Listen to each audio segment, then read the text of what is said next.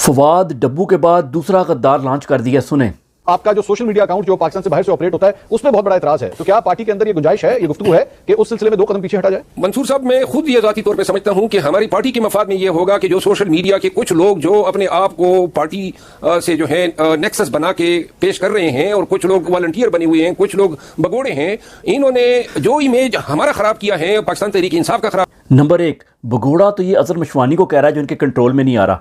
Number 2, चीखें बता रही हैं कि तकलीफ पहुंच रही है और तकलीफ पहुंचाएंगे।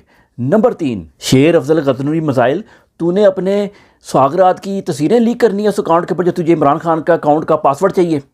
नंबर 4, तो इस बात का जवाब दे जो तू हज़ारों पाउंड जो हैं बैरून पाकिस्तानियों के खा गया। और नंबर 5, इमरान खान के अकाउंट से वही कुछ शाया होता है जो इमरान खान हुक्म देते हैं। इसका मतलब है तुम इमरान खान को मुर्दे इल्ज़ाम ठहरा रहे हो।